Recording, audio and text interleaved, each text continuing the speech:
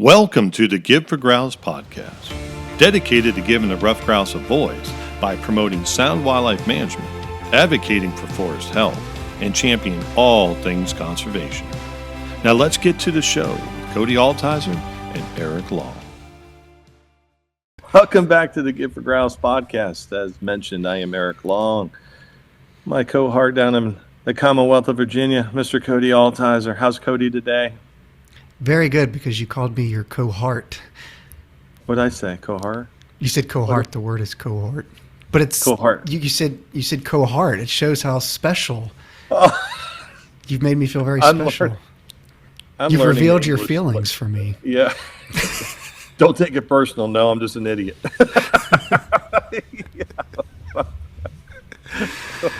Yeah. So anyway, I am good. My world is super. Excellent.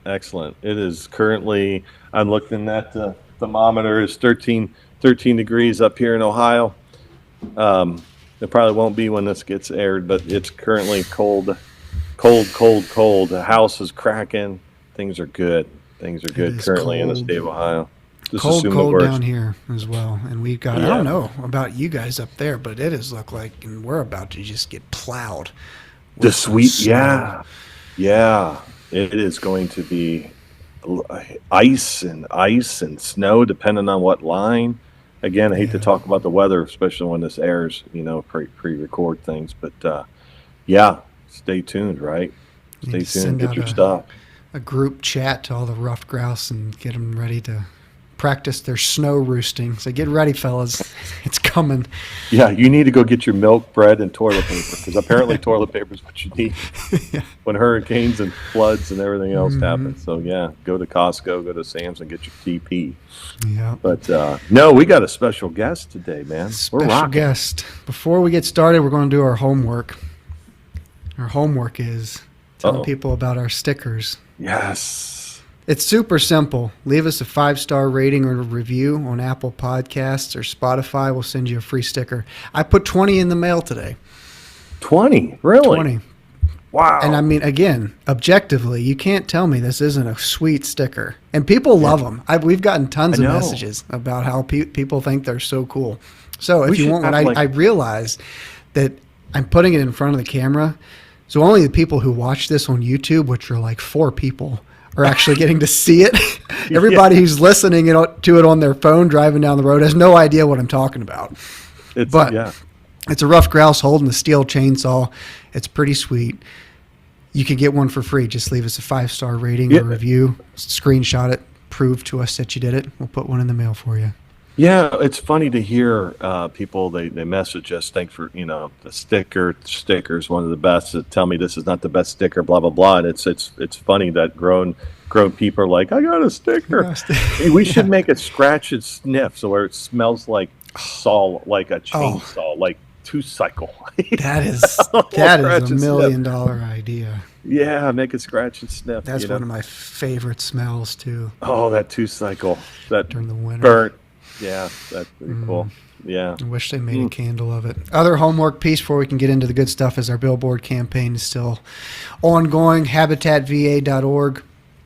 If you're willing and able, visit that website, watch the video, learn a little bit about young forest and ruffed grouse, and help us put up a billboard. It says logging equals healthy forests, healthy wildlife. Got a picture of a ruffed grouse standing proudly. I say it all the time. Your donation supports a ruffed grouse, supports not a ruffed grouse. That's what we need to do. Like those WWF, buy it. You sponsor a grouse. Like how people sponsor elephants in Africa. Yeah, have Sarah McLaughlin sing a song. There you go. We need to find some ruffed grouse and name them. Like here's Chip and Dale. And you can, for $20 a month, you can sponsor a ruffed grouse. And then we'll send them a letter like, unfortunately, Chip and Dale both got killed by a Cooper's hawk because of the mismanagement. That's really funny. Sorry. Sponsor a grouse. Oh, God, this is already going sideways. Oh gosh, we got to reroute the train. Yeah, if you can, donate. Your donation supports the ruffed grouse and the logging community. Two things that badly need some support. Yeah, and as Cody posted the other day on Instagram, you'll get a knuckle sandwich if you if you don't. It was so funny, Kelly. She's in the other room. She's in the bedroom, and I'm out in the living room, and she goes, "What in the hell did Cody? What was he think?" I'm like, "It's funny." She was like, "Oh," and people thought it was funny too. Oh shoot! If you don't know what we're talking about, go on social media. I don't know. It was a story. I don't know if you posted it, but it's funny. Little knuckle sandwich is great. That's Love what it. You get. Keeping it real and funny. Good old knuckle sandwich. But no, we need to focus. Yeah. Today, our guest is Noah Smith. He's a forester, southerner, grouse hunter, Appalachian American from Western North Carolina. You and I have a Rolodex of guests that we have lined up, and we've already checked 2 of those boxes with Mark and Mike. And not to diminish those 2 episodes or those 2 gentlemen, but Noah for me is the one I'm looking forward to the most. Mm-hmm. Just for what we're trying to accomplish, what we exist to do, who and what we are advocating for.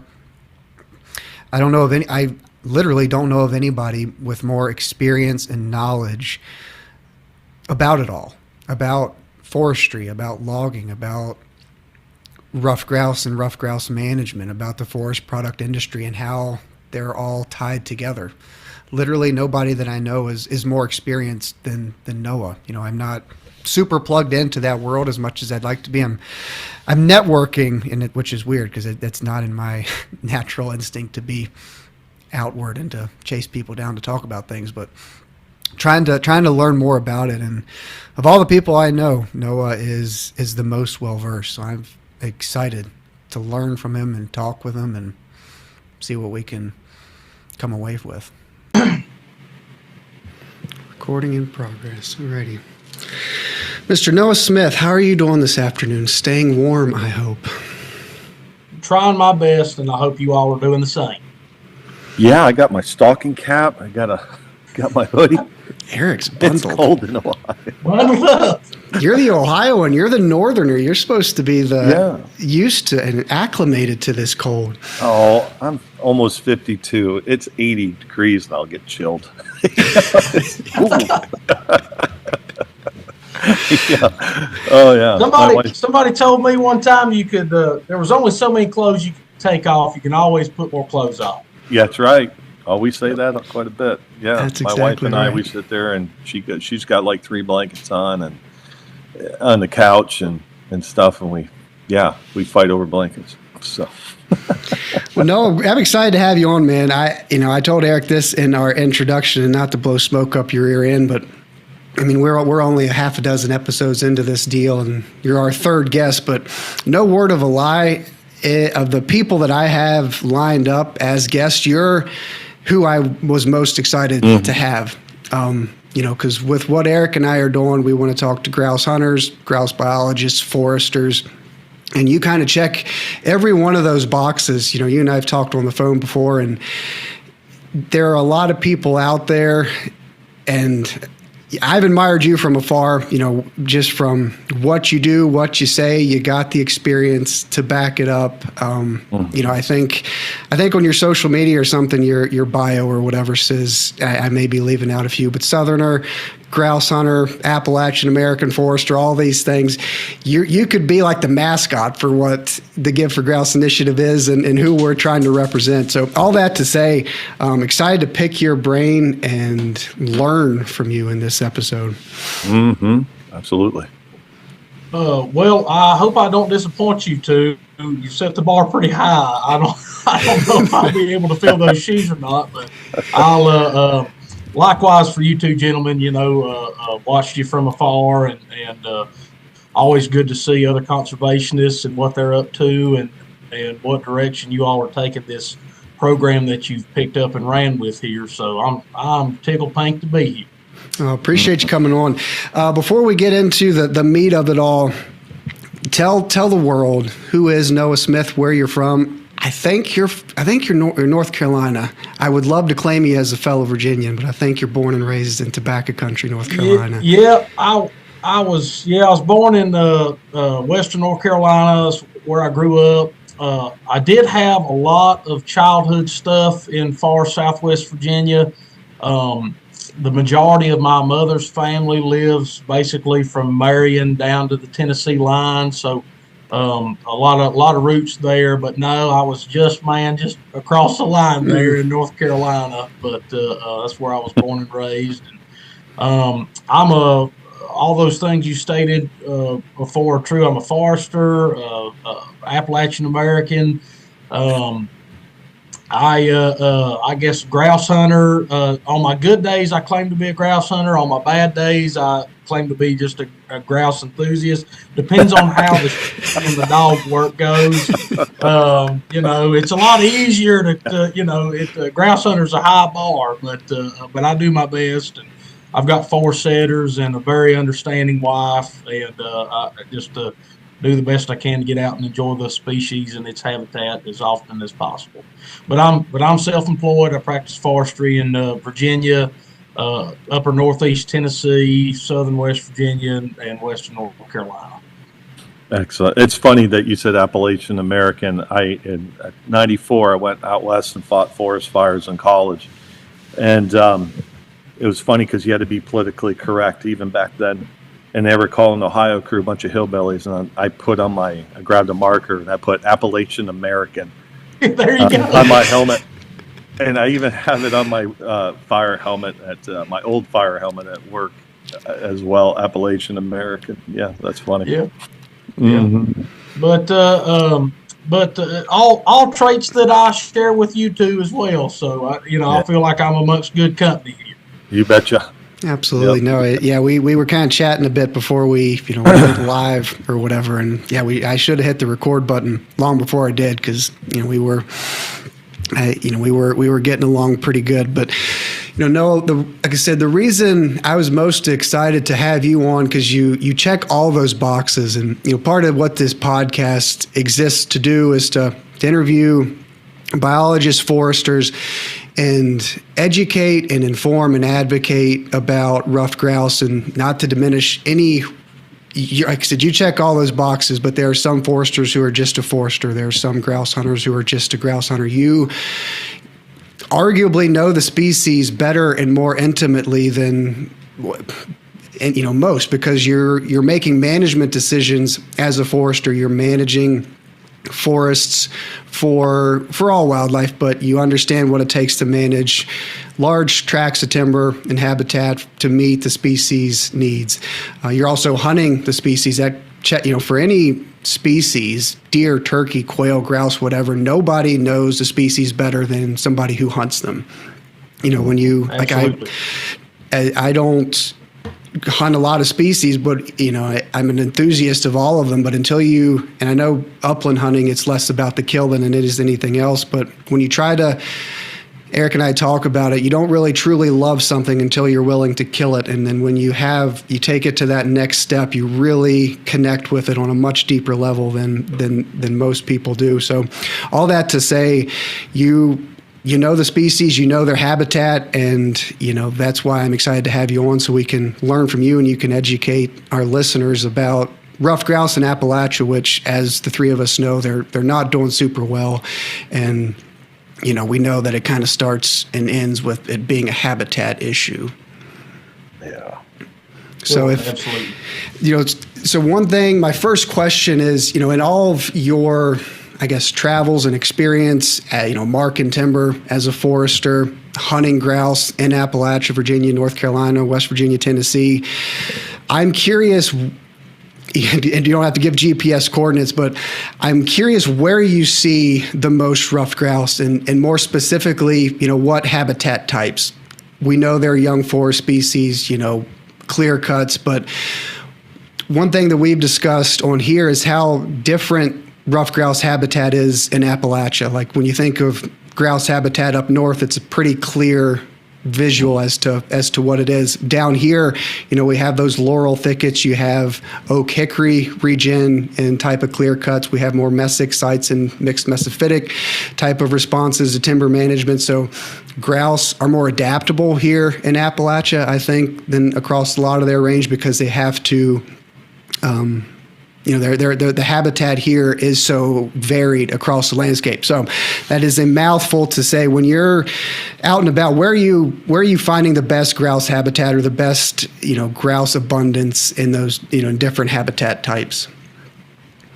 Sure. So I think it's important to note that given the current state of affairs of our grouse population in southern Appalachia,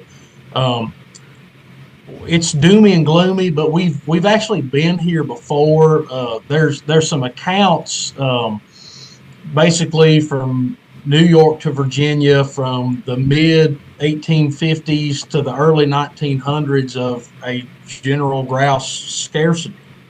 There's some anecdotal evidence of people.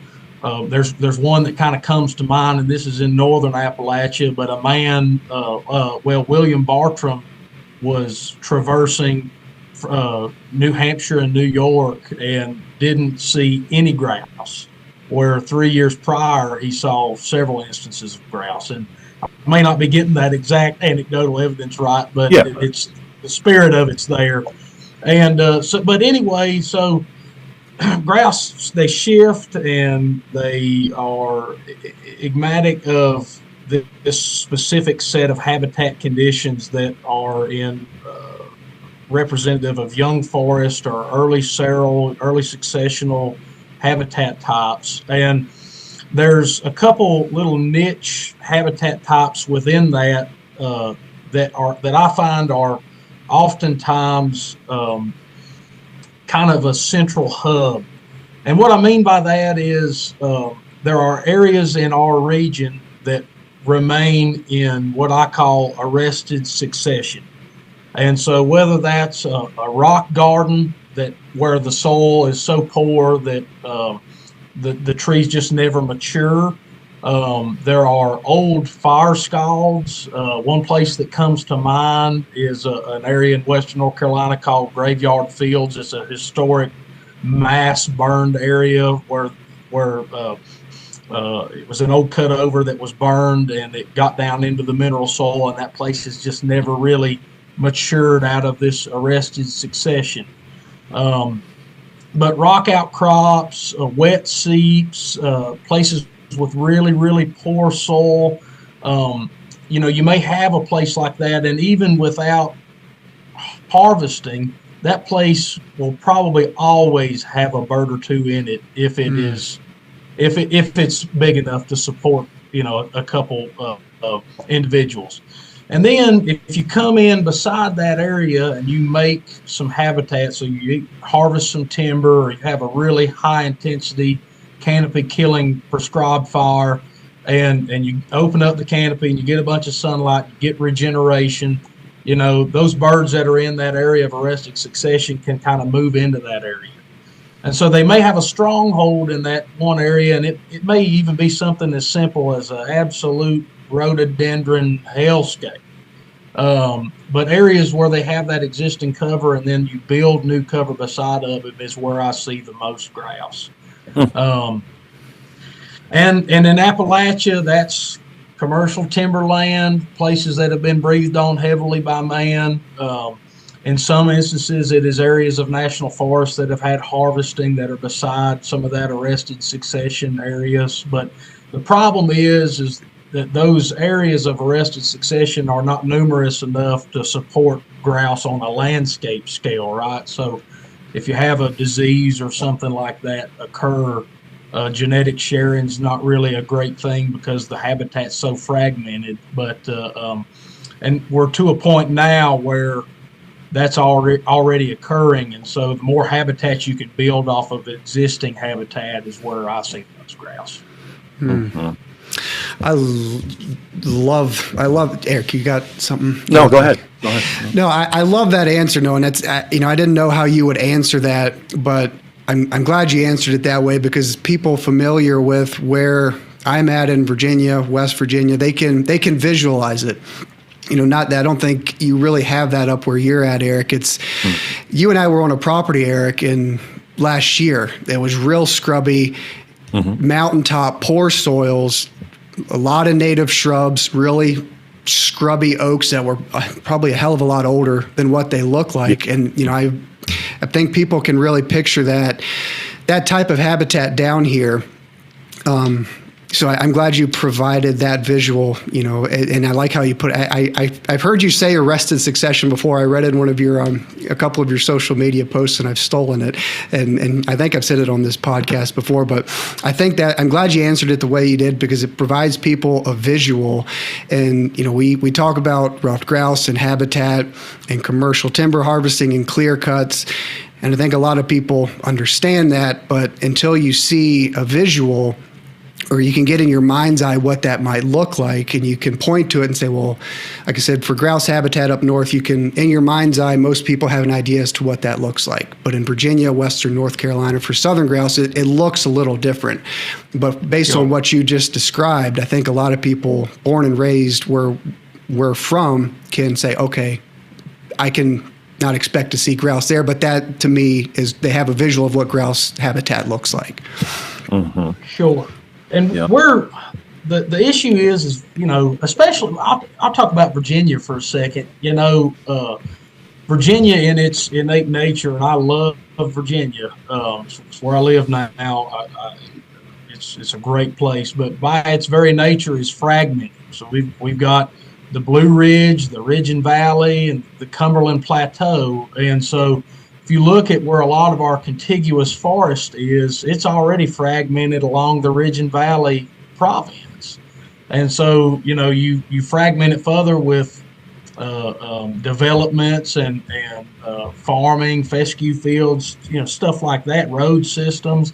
And you may have an area and there wasn't any source grouse, and I'm thinking of a very specific place, and you go in and you may do a commercial timber harvest and it looks great and it has it checks all the ticks, right, of what really good Appalachian grouse habitat should look like. But if there's no birds around to fill it in, it doesn't make any difference, right? So the continuity of habitat in Virginia is one of the things that we're kind of up against the wall about, because it's just so fragmented now. And some of those fragmentations are they're socioeconomic. They're not just man-made, right? So, you know, like wilderness areas in Virginia's national forest where no management occurs at all. If they don't have any areas in that arrested succession, then that's just one great big giant swath of nothing, right? So it's it just adds fuel to the fire of why grouse are the way they are now. And what I fear is, you know, I mentioned we've been in this boat before in this country with scarcity of grouse. What I fear is that so much has changed, you know, between now and then. We've got interstate systems and housing developments, and now we have these, you know, hands-off management areas on big, large, contiguous tracts of forest land we're not able to manage. Are we able to bounce back once again? I think that's my big question I wrestle with every day, you know. So. Yeah.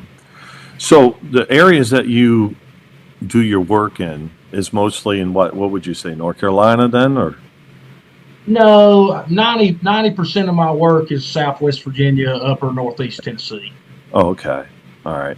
So how far do you know? I'm going to be sorry about bouncing around. Okay. In my mind to ask you in the beginning. So in your travels, how far south have you been, whether it's hunting or through work, that you've seen grouse populations? Because I know a couple of years back I had a gentleman, and I hope I get this right, but I think it was even northern Alabama, and I think even last night there was a gentleman, Cody, from Georgia. Was that? I was talking to a guy last night on Instagram from North Georgia, you know, and that's what a lot of people don't understand. The Appalachians go as far south as North Georgia. Yeah. But, you know, I don't think people realize grouse go that far south. Yeah. So what, you imagine that grouse? Like, you know, damn. But so in your travels and stuff, I mean, where have you seen like the farthest south, if you will, like a population, a recreational type population? Fun fact, when I first got out of college, I lived in West Georgia, and I kind of worked around the quail plantation world for a very short amount of time, and realized that if I didn't get back to the hills, I was probably going to roast alive in the heat down there. So, when I was down there, I got to talking to a lot of bird hunters in Georgia, and I have grouse hunted in Georgia a handful of times. I have personally observed grouse roughly 65 miles north of Atlanta, and I have seen videos of grouse. Closer to Atlanta than I would even really like to believe. In an area that I would classify as not even really Appalachian foothills, but really just Piedmont. And if you look at the historical records, there were grouse in Virginia's Piedmont, as they weren't very abundant, but there were grouse in Virginia's Piedmont 50, 60 years ago, and they weren't uncommon. I've never seen a grouse in Alabama. I've heard tales of grouse in Alabama. I know a gentleman who is deceased now that was from North Georgia that worked for the U.S. Forest Service that spent some time with the Forest Service looking for grouse in North Alabama. If you drive down, I guess it's 65 out of Chattanooga and you're passing Lookout Mountain, there's really no difference between East Tennessee and that little corner of Alabama, so it's not too far of a stretch to think that there might be a few transient birds there, Yeah. So Yeah. I've seen them. I've also seen I have seen grouse at a very low elevation in North Carolina and Virginia. When I was my dad's a real estate appraiser by trade, and so I was out in the woods on tracts of land with him a lot growing up, and I remember I was 7 or 8 years old, and we were looking at a big tract of cut over land that was east of the Blue Ridge Escarpment right on the Virginia-Carolina line, and it's about 1,200 feet above sea level, and I remember seeing a grouse hen with a brood of chicks. Even then I was like, wow, I didn't know they came this far off the mountain, but they were there. So they never cease to amaze me. Just when you think you got them figured out, you really don't. Well, it amazes me. It's like, when I go down to visit Cody and stuff, and we were on that we're doing a consult in Virginia there, toward West Virginia, and I witnessed it. Like, hey, there's going to be grouse there. It just boggles my mind because I can't get the Northwoods out of my mind and stuff and what have you. And seeing grouse where grouse are, and we're Cody's neck of the woods. It's like it just seems so simple. That's what's frustrating. All this, like, there's not much. I mean, it's like they might be young birds going from point A to B that, Thunder Hawk will come down and grab it later, but it's not the point. But there's a population. Let's even say that that's the truth, that it's a young grouse that's just trying to find new territory. They had to come from somewhere, and they had to have been hatched and, brooded out and all that stuff. And it's just so, it seems like every time I go down there, there's this hope. There's the hope, and I think it just bringing, awareness. It seems like that's the missing. I mean, there's a lot more that needs done, but it's just like we bring awareness to the situation. We will move that needle, especially in that neck of the woods where you guys are. Yeah, there's I always take the adage or try to look at it through the lens of I'd rather fought and have lost than not to have fought at all, right? So, and I know I've told Cody that before, and I know the three of us are in the same boat when it comes to that. So it may look hopeless, but it's just. I've heard you and Cody both say this. I'm just not going to sit back and do nothing. That's probably worse than fighting and losing the fight. So. Here the three of us are. Yeah. I mean, that Eric said it. That's a part of it. I mean, it's a very small part of it, but you can't advocate the species back to the populations where we want them to be. You can't advocate birds back on the landscape. I mean, we know that it starts and it ends with habitat, and that's a very nuanced discussion. But, Eric and I talk about it a lot, especially with grouse. It's, so many people, they've forgotten about them or didn't really know about them or care about them to begin with. And I can point to several examples. I told Eric this a bunch. If you just plant a seed with grouse, most people, they grow up hunting deer and turkeys, which that's what I grew up hunting deer, and grouse were just kind of an afterthought. But once I kind of got taken down this road with the species, and like I said, I'm not a grouse hunter. I'm a grouse enthusiast, 1 through 10. I have no desire to really shoot the bird. I love the species itself. Once I started to go down that rabbit hole to learn about the species, its habitat, its biology, everything that goes along with it, I sunk my teeth into ruffed grouse just like I did deer when I was 13 years old. Once I went down that road, I couldn't get enough of it. Like so with a lot of people, they're like that. If you plant that seed, it inevitably grows. And that's part of what we do have to do and that's part of what Eric and I are doing is to, we say give ruffed grouse a voice, which is like, well, what does that mean? Well, it's having these conversations and, down here, especially in the Allegheny Highlands, I do a lot of real estate photography and video. And whenever I go to a property, I'm asking the landowner if they're there, the buyer or the seller. I'm always chirping in their ear about grouse. And in my travels down here, it's pretty anecdotal, but there's reasons for hope. There's more birds on the landscape that I'm aware of now that if you were to ask me 5 years ago, I'd have had more of a doom and gloom answer.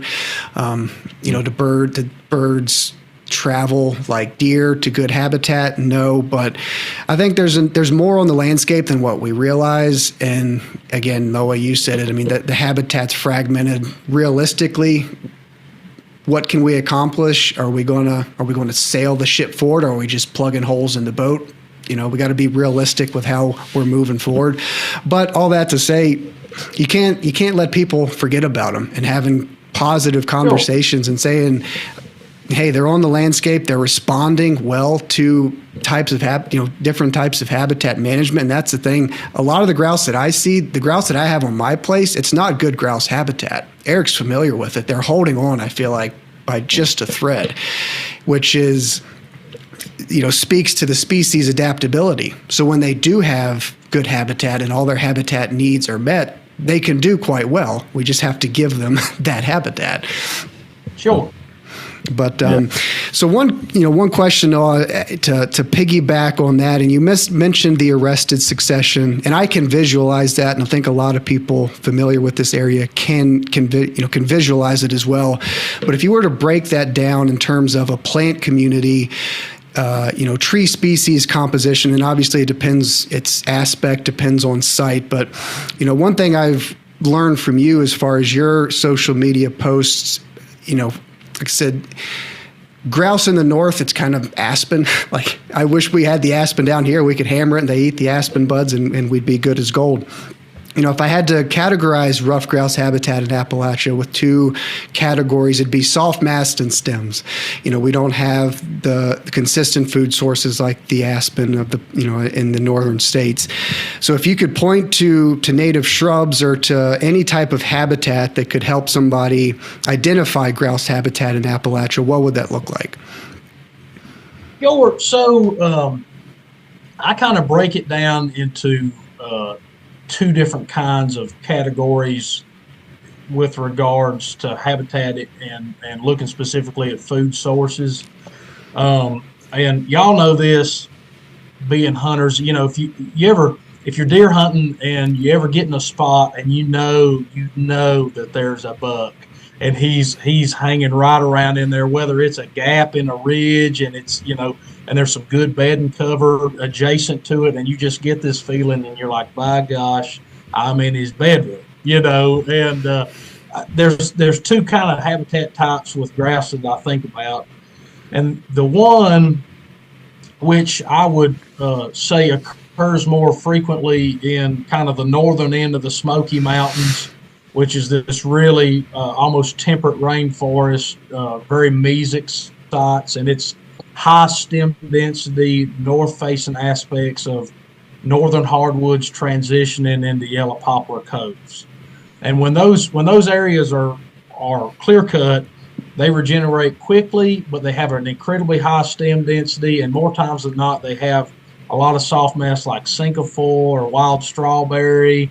There's we always called them fox or possum grapes when I was a kid, so native grapevines that exist in those really mesic plant communities. Oftentimes, they some of those stands may have kind of an understory component of rhododendron, which provides pretty decent cover. And then there's also these fern community types that are important for brooding hens and chicks, especially the spring through the summer where insects are such a vital part of their diet, right? So there's that plant community on this side of my brain. And then on the other side of my brain, I have these kind of dry aspect, small diameter harvested areas of oak hickory type forest type.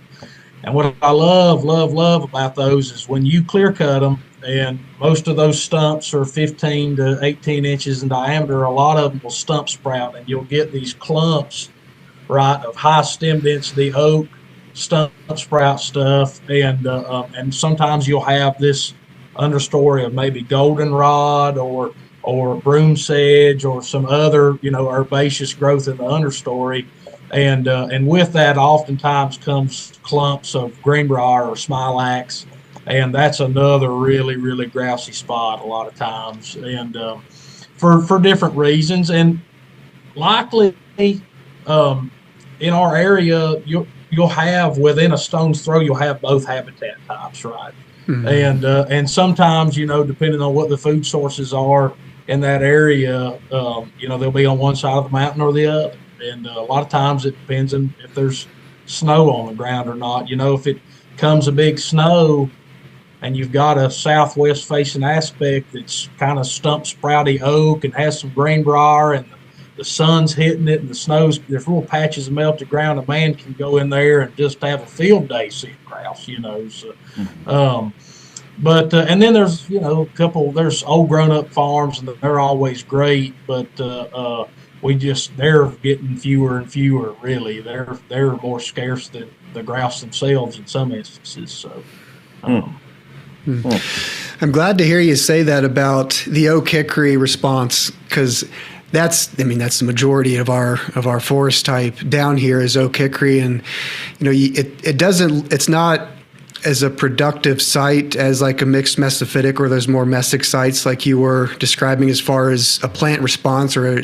in terms of a diverse plant community. So you cut those, and Eric, that's around that green cabin that we've burned. Mm-hmm. It's that plant response, and you look at it, and correct me if I'm wrong, Eric, my thought when I'm driving through it, I'm like, this isn't grouse habitat. Like it checks the boxes in terms of stem density, but it doesn't look like what you would typically associate, ruffed grouse habitat as looking like or being, but it checks those boxes. It's just not, you kind of have to, I'm speaking for myself anyway, maybe other people as well. You just kind of have to retrain your brain. And again, kind of speaks to grouse in Appalachia that even though it doesn't look like what might be grouse habitat, if it checks those boxes in terms of having stem density, soft mass food sources, enough cover, they can do well in a variety of habitat types. Mm-hmm. Yeah. So I wanted to ask you, there's a ton of questions. I want to head in a different direction later, but you mentioned south, slopes and stuff like that. So Cody and I, we've been trying to, because there's a lot of people who are not grouse hunters, or they just, they're deer hunters, dipping their toe in the pool, if you will, with all this stuff, especially the people that were following us before, deer people. So when you go in and you're managing like a piece of forest, for grouse, for example, so it's almost the same process. We've been trying to tell people, like, hey, when you manage for white-tailed deer, Cody's kind of coined this, putting the grouse goggles on versus the deer goggles. So it's almost like you're looking at the topography as well for certain times of the year for grouse management, correct? Then? Absolutely. It's just like deer, and y'all would know way more about that than I would. But you want to make sure, you know, good antler growth is just as tied to nutrition for that buck as it is, that doe having being healthy going into the fawning season, right? And it's the same principle for grouse. So, and I'm looking at everything from structure, how much how much cover they have from predators, avian predators specifically. And one thing that just drives me crazy is these clear cuts with reserves that the National Forest does here in Virginia. And I'm like, yeah, you're putting a lot of sunlight on the ground, but you've also made a heck of a lot of raptor posts. They can basically they've got a buffet, and that's one thing, kind of looking at how guys who have been incredibly successful managing bobwhite quail and have researched every iota of that. We know more about grouse now than we ever have known, but we don't know as much as those guys know about quail. And there's some takeaways that you can glean from the bobwhite quail folks, especially when it comes to predation, that you can transfer to grouse. And so, I have noticed, I've been grouse hunting during the hawk migration, and in areas where grouse have an option to be in different cover types. If there's an area and maybe it wasn't totally clear cut and there's snags in that area that hawks can perch on, those grouse during the hawk migration may avoid that cut totally. And there's there's the old adage, well, I found a grouse here. Well, yeah, you may have seen a grouse there, but you also, that doesn't mean that's where that grouse wants to be. You see people eating out of the dumpster at McDonald's too. That doesn't mean that's where they belong, but they have to be there, right? So I look at those things and just try to, when I'm managing for grouse on a client's property, or back when I was working for a state agency managing for grouse, I would look and try to be as holistic with it as possible and make sure that I had everything that I could set up that brooding hen to be successful going into the season that I could. And I would try to check as many of those boxes as I could. And you may never get all of them, but you do the best you can, right? So, yeah. Yep. I'm glad you mentioned that, Noah. It's, and I think there's a lot of different ways you can manage for grouse. Obviously, there's not one way or the highway. There's a lot of different ways we can accomplish grouse habitat, but it's one thing I've honestly struggled with or wrestled with in my mind, and I would love to hear your thoughts on this.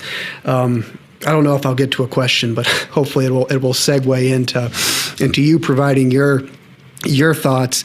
Is managing for oaks versus, when you're managing for ruffed grouse, I think you don't necessarily manage for your oaks, or you don't prioritize your oaks. And I mentioned that in one of our previous episodes, and I'll try to provide some context, because the research says that acorns, hard mass production, is really important to ruffed grouse in Appalachia, especially, as you mentioned, for a hen going into winter. The healthier she goes in the winter, the healthier she's going to go into spring, and that translates to nesting and brooding success, the spring and summer, and for chick production.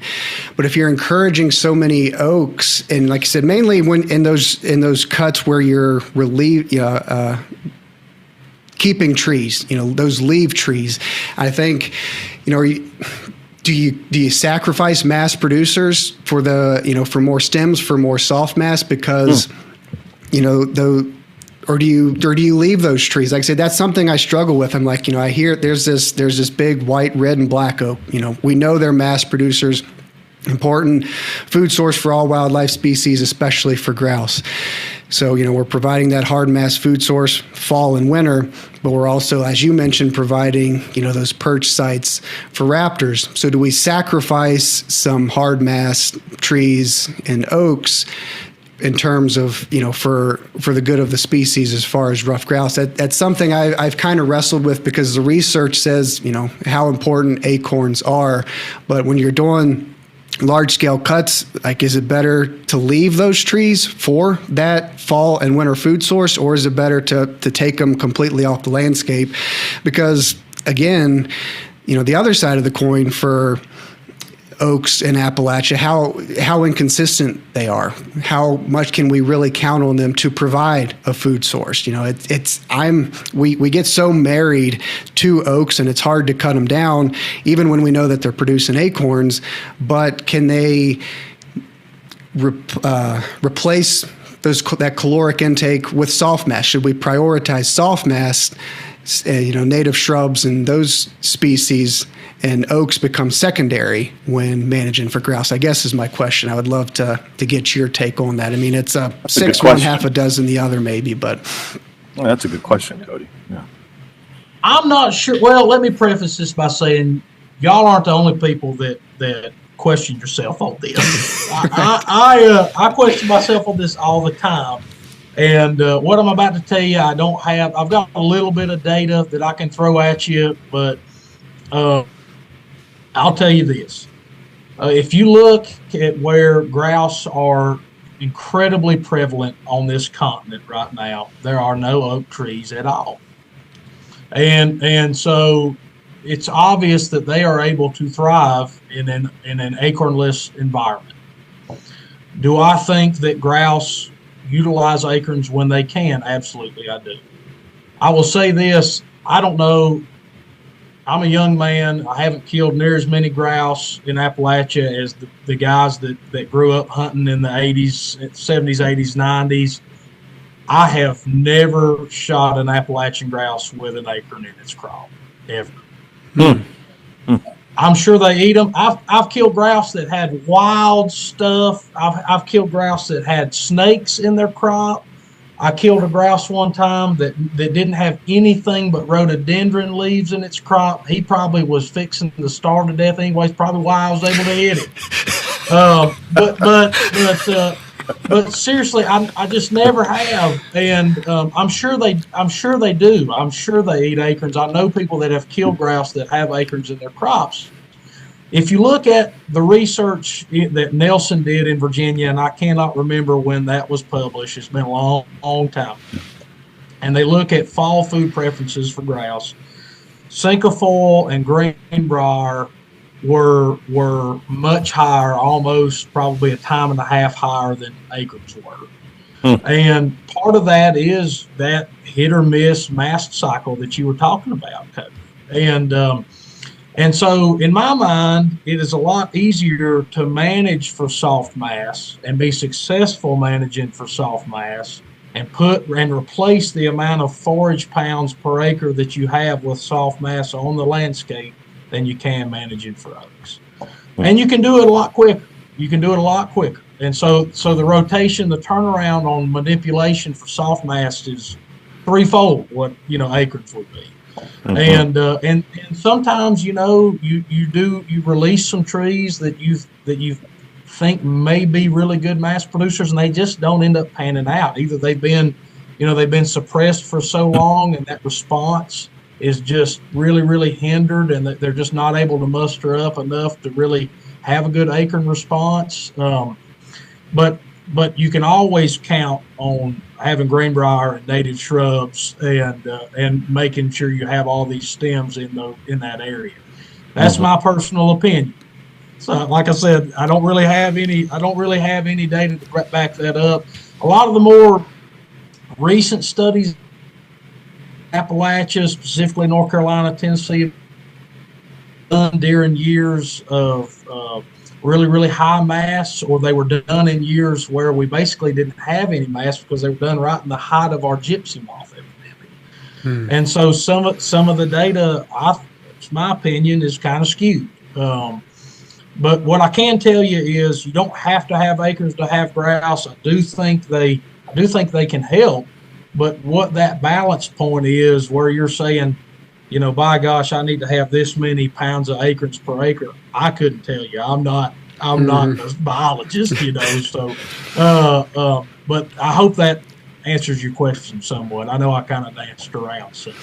No, it absolutely does, because like I said, it's something that I struggle with, and I love a good crop tree release. On a mid-sized tree or a mature tree, I love to go in and cut around it, or even a little itty bitty 6 or 8 foot oak. I love to go in and cut around it, and in my mind's eye, it takes me 30, 40, 50 years down the road, and I imagine this big, beautiful crown with dropping tons of acorns. And I mean, I'm patting myself on the back. I did a super job. But if ruffed grouse are and it doesn't even have to be grouse. I mean, Eric and I talk about this a lot. Grouse are super. It's always awesome if they're there, but for wildlife in Appalachia, I mean, God wouldn't have put so many oaks here if they weren't important to the critters that called them home. Yeah. But if your priority is grouse, and it's something, I mean, I'm doing it in this conversation, you have to rewire your brain to prioritize soft mass and native shrubs, and managing for your oaks becomes secondary, which sounds like a sin to say it out loud, but that soft mass is more consistent. Eric, I've stolen this from Eric. He's always said, for all wildlife, but especially when he was talking about deer doing consulting, you're creating habitat where cover equals food.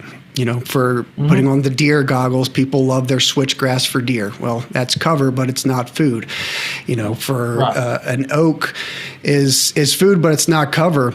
And that cover that equals food principle, I think, applies to ruffed grouse maybe more than any other species, because they need that high stem density. They are always needing that cover to keep predators off of them, but they also got to eat. And if you start prioritizing your oaks, you may be providing a fantastic fall, winter food source. You're not keeping predators off of them, and that food source is inconsistent. So I remember one time, I wish I could take credit for this. I can't, and in good faith do it, but I saw somebody said that native shrubs are the Rodney Dangerfield of wildlife habitat, and that they get no respect. And I thought that was so good. And I thought that was so good, because native shrubs, they are that. They're cover that equals food. They're great cover for all wildlife, especially grouse, and they're providing that food source too. So I thought you answered the question great, because I'm sure there's a lot of people out there like me, like us, that in Appalachia, they're like, man, I love my oaks, I love my acorns, but I love grouse. And can I have both? Yeah, you can. But if grouse are your focus and your priority, you kind of got to retrain your brain to focus on those soft mass species. Yeah, I have a question. I can't sit on it any longer. I know Cody something like we should have stayed on topic, but I'm old and I forget things, so I gotta say it when I can. I know when Cody said that you were one of the people that we definitely wanted on the podcast, and one thing that jumped in my head that I couldn't wait to ask you, and I'll try not to ramble here, because it's all about you, not about Cody and I. When we started Get for Grouse, there's many reasons why we decided to do this, and we want to bring a lot of light to the grouse situation, and it's not just about habitat, right? I mean, it's more than that. And I was excited because you're young and you're a forester. Let's put the grouse hunting aside for a sec, because that's another topic that kind of falls into this as well, what I'm about to say. You're young and you're a forester, and that is something that it seems to be one of the problems too, that there's not enough of Noah. What is the future of forestry? What is the future of people like you that have that mindset of, you kind of can throw the grouse hunting in there, but like, what is the future of you? And is that going to be a problem that we're going to have to address as well? Because I talked to some foresters in Ohio, and they're struggling to get service foresters. There's other states having problems trying to get qualified foresters. Is that something, I mean, you see where I'm heading with this. It's like, what is the future of foresters? I mean, is that something that we're going to, our goal is to champion people like yourself, trophy high, because you are an important piece of the management puzzle for species like the ruffed grouse. I mean, what say you? I have two trains of thought here. On the I'm a forester because I'm a product of my raising. When I was, I don't even know how little. My great grandfather he wasn't a traditionally trained forester, but he would walk and cruise boundaries of timber for the Johnston Lumber Company in Western North Carolina, and that's kind of stayed in my family. And when I was a little kid, my dad set me up in a log truck with my uncle, who's 82 years old, and he still logs every day. And so I was riding around in rural southern Appalachia with my uncle, and I was a kid, and there were skidders and big trucks and trees and sawmills, and so I was like, it was either that or the tobacco industry is decently sized where I grew up. So, and I had family in the tobacco farming industry, and I was like, well, I really just love being in the woods, and so I'm a product because of my rural upbringing. The problem with the future of the forest industry on my good days, I think, is we're going to be here till the end of time. And on my bad days, I look at the numbers and say, well, we've lost 30% of our hardwood lumber production capacity in the last 5 years in this country, and that's worrisome. And I see mills. There are two mills that I do work with over in eastern Kentucky that announced this week that they were closing, and so that you've always got that in the back of your mind, and you're like, well, you've got all these. There's a whole string of factors that contribute to why the industry is the way it is, and it's cyclical, and it depends on consumer demand and consumer trends. And right now, laminate flooring, for example, is really popular to put down in houses. It's cheap, and it has a lifetime warranty, but it's not a forest product, and so, I feel like if we kind of can change things like that and make forest products a thing again in American consumerism, I feel like we'll have another big boom.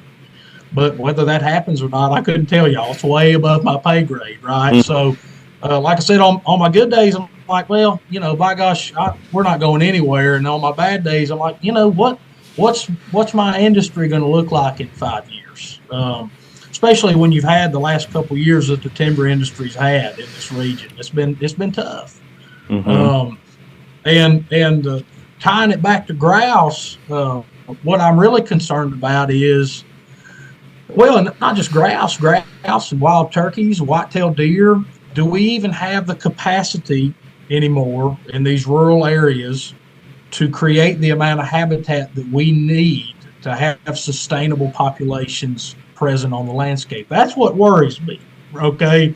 That's when I have to kind of, I'll go to bed at night and put some Willie Nelson on to get it off my mind kind of deal, just so I can go to sleep. But that's what I'm worried about. I feel like there'll always be foresters, but you've got less and less people going into the industry, and I get it. I get it. It's not for everybody, and there's other industries that have struggled that are similar, like surveyors. Have you tried to get anything surveyed lately? Yeah. It's ridiculous. Yeah. And so I really don't know how I can answer your question, Eric, because like I said, we're kind of in this downturn, and I do believe at the end of the day, if you held me to it, I think we'll be okay. But we're kind of in this downturn, and that scares people trying to get into the industry. They're like, well, am I going to have a job in 5 years, right? So that's what is most concerning to me. Yeah, just to piggyback on what you said there, and this is an opinion. I have no facts to go with it. It's just what I see, and it is just a small size sample. But when it comes to wildlife, like true biologists or wildlife biologists or foresters, the good ones, God, this is real bad to say, but the good ones will leave, and then you'll have this void of other people, whether they're lazy, don't want a career change or stuff like that. And it goes back to you stepping back and seeing, hey, I'm leaving a lot of residual raptor trees and all this other stuff, where other foresters that are just, they're again, filling a void, if you will. And that's very bad to say, and I apologize if I offend anybody, but they don't see that, and that scares me with all this stuff, especially in my field and stuff. You see these, hey, I grew up in Cleveland and I love wildlife, animals are cool. And then they go out and get a job with a state agency, whether it's Ohio, whether it's any other, and it's not the driving force on making right management decisions is what I'm getting at. Whether it's my field, your field, hey, I went to the zoo and I thought this was cool. Now I'm a biologist and I'm making some real world decisions that are affecting not just the species, but the recreational side of things as well. We can't ever forget that. So that's what startles me with that. So there'll always be people in this field, and there's probably always going to be more than the three of us would like to see. But there's always going to be people that they just show up and that's their 9 to 5 job, and it's about the paycheck, and it's they're not going home at night worrying about this stuff. They're sure as heck not sitting up with two guys a couple hours from each other talking about it 8 o'clock at night on a podcast, So there's always going to be people like that, and they are a detriment, to the species, and it's really a disservice to the true tenets of the forest, which are the wildlife. Mm-hmm. And I wish more people had that, I guess, lens that they were looking through, but I there's always hope, and there's always something that, they may have an experience with a grouse one day and they never forget that, right? And that lights a fire underneath them, and they said, well, by gosh, I need to do all I can. And the three of us all had those experiences, and we had them sooner than a lot of people did, but you never can tell when somebody might turn that corner. All you can do is let the rough end drag. That's what my dad always says, and try to do the best you can, So that is awesome. Yeah, I know this is a side note, and it's not even worth talking about, but it's something I want to say. That's why I don't do it as much as I used to, because of I'm a grumpy old man. Is job shadowing. It's like we get these young people that are getting ready to go to college or trying to that transition time period. What am I going to do when I grow up? And they come to, work, and, you jump in the truck and they think you're going to go tag geese and catch bald eagles and all this other stuff. And every time when I do it, I try to encourage them, like, make sure that this is what you want to do, because it isn't always, cruising timber in your aspect of things. It's the politics of it. It's that trying to make sure, like, hey, you're just cutting to the chase. And it's like, you don't do it for you. You do it for the resource. You always have to put your politics aside when it comes to wildlife and our natural resources, which many people do not do. And it's like, you can have your beliefs at home. You can turn on your CNN or Fox News after you're done working. But when you're at that current state, you have to put the politics aside. And I try to encourage that with, new people that are trying to get into the field and stuff. That's not necessarily a question, but what's your opinion on it? Italian's what I see a lot of.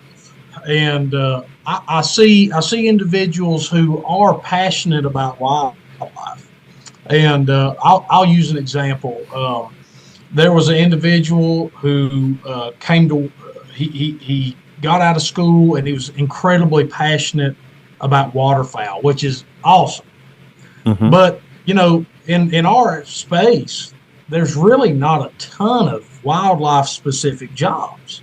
And so you get out of college, and you've got, you maybe never worked for yourself before, or you're just looking for a job or whatever, and you say, well, I've got this wildlife degree and I love ducks, but I can't find a job working with waterfowl right now. What do I do? and that individual may go get a job with a state agency, and their role is gopher tortoises or, some specific, and their heart is in wildlife, but it's not really, they're not really looking out for what's best. And so it's just kind of a means to the end, to an end. And they're always looking, well, I really want to get with Ducks Unlimited, or I really want to go be a waterfowl biologist or build impoundments or whatever. And I see a lot of that.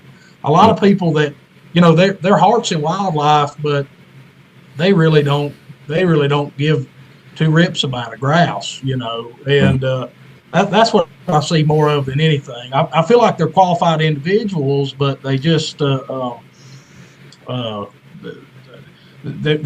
just using it to get to that next step to be where they really want to be, right? Yeah. So, yeah, I didn't mean Cody, to change the subject on it, but yeah, just something that it's through all this. Advocating, we gotta remember every single step when it takes to build grouse populations and other wildlife that utilize that young forest. I didn't even dawn on me. I'm sitting, not sitting on the floor Indian style, but flooring. I didn't think about that. The flooring. So every aspect of trying to get young forests up and running, we got to cross our T's and dot our I's. And that's why I wanted to ask you, like, what the future of the forest, having a young forester, 'cause even though you've been doing it for a while, that question, because that is something that we have to pay attention to, encouraging people to take up your field, so we can, but in doing it correctly and doing it wisely and have, wildlife and the natural resources at hand. So. Thank you for those answers. But thanks for the question. That's a really great point that gets overlooked a lot of times in our sphere here. So for sure. So no, it's not don't apologize, Eric, because like you said, it is part of the problem solving process, and that's to kind of piggyback on that, or to take it another step. I think the three of us know that to enact any real positive change for ruffed grouse populations, it has to happen on a landscape scale. They're not like deer where you create a habitat, you create the habitat and then it's a vacuum and it sucks it all in. You can have great 300 acres here, but what's more important than the 300 acres here is the thousands of acres around it. And you mentioned the forest product industry. No, excuse me, that is something I know nothing about, but that is ultimately what drives a landscape scale type of habitat creation for ruffed grouse. I'm not sure what my question is, but can you provide any insights as to the current status of the forest product industry? I said, we know it's cyclical, but is there reason for optimism that we can actually realistically move the needle on a landscape scale for ruffed grouse? Is the forest product industry capable of being that driving force, or are we, like I said earlier, are we just trying to plug holes, in the bucket to keep it, to keep from sinking? Oh, before you answer that, Noah, I want to add to that question is, because that's a very good question, Cody. I just want to add this to it. These mills that are closing, on top of what Cody said, you mentioned some mills are closing. Is that due to the lack of product, or is that just politics and the big companies swallowing up the little companies and they're moving on? I don't want them to, I'd rather tear down that paper mill so that way there is no mill. Right. That way I'm the only one. Is that, I didn't mean to steal your question, Cody, but it just piggyback on that. Let me answer Eric real quick, Cody. Yeah, we threw this tidal wave of questions at you. Listen, and another thing. If I get off track, please straighten me out here, okay? So, because I can ramble and I get sidetracked, but the demand for our forest products, let me back up. We had an incredible high of demand for forest products during the pandemic. I mean, it was ridiculous. And if you think about it, if I had sat down with you two and told you, hey, everybody's going to be sitting at home with free government money in their pocket, and they can, have time to renovate their house, you'd look at me and say, Noah, have you considered maybe checking yourself into a hospital somewhere and being looked at? So you had that's still on the table, buddy. But anyway. Yeah, well, that's good.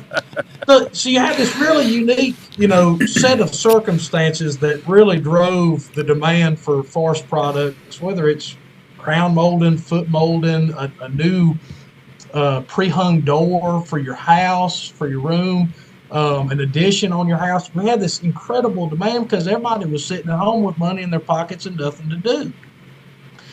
And so you had a bunch of, and they were drinking a lot. So the barrel stave industry was, booming. And so anyway, everybody kind of adjusted, and the forest products were terrible for this, and I'm guilty of this. Our idea of the future is 15 minutes from now. So everybody's like, oh my God, we're making money hand over fist. Let's increase our production some. We'll saw 2 or 3 shifts to meet this demand. It was incredible for 2 or 3 years. It was like that, and everybody really knew in the back of their minds that there was going to be a market correction, and everything's tied together. And so, like, for instance, people stopped drinking as much. The bourbon industry overproduced the amount of bourbon and had this glut of bourbon on the shelf. Well, people weren't buying as much of it. So they idled the mill that was sawing the staves to go to the cooperage to make the whiskey barrel stave bourbon barrels.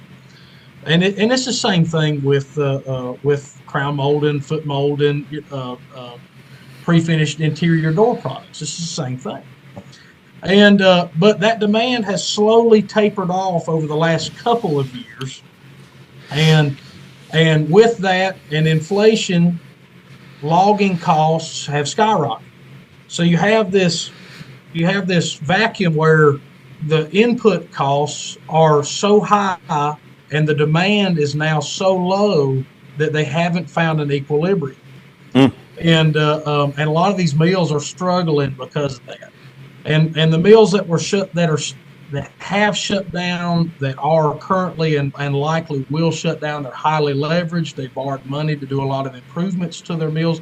They borrowed a lot of money back when things were really, really good, and now things are bad and they can't afford their payments, right? So it's not really so much a political thing. It's just the supply and demand, and demand globally has slacked off for our forest products and domestically as well. I mean, you can look at the housing market in the country and it'll tell you everything you really need to know, right? So, like I said, I think it was American Hardwood report said that we've lost, I think it was 29% in the last 4 years, 3 or 4 years of our hardwood lumber milling capacity. It's not really been a consolidation. We went from producing billions and billions of board feet of lumber to now we're about a third off of what we were as little as 5 years ago. So I hope that answers your question, Eric. Cody, remind me what you had. It was something about Florida football. I don't know what. No, you kind of touched on it. I think maybe a little bit, but to enact real change for Ruffed Grouse, it's got to be landscape scale. Basically, is the forest product industry, as we see it today, is it capable of doing that? And one thing, you mentioned the mills and having a place to put it. You're familiar with it. Excuse me, Noah. Here in the Allegheny Highlands, it's called Smurfit, West Rock now. My dad's worked at Westvaco. We are, and I've mentioned this on the podcast, told Eric, we are very, very fortunate. You're talking about, deer and turkeys and all wildlife. Can we move enough wood to create the habitat for them? I consider us very, very fortunate here in the Allegheny Highlands to still have that hardwood pulp and paper mill. it's 10 minutes from me here, but in the Allegheny Highlands, because, you mentioned those small diameter cuts early. That's not veneer logs, saw logs going up and down the road. That's in most cases pulpwood. So we can create a lot of habitat because of the existence of that mill. And you mentioned those 2 mills that are closing soon in eastern Kentucky.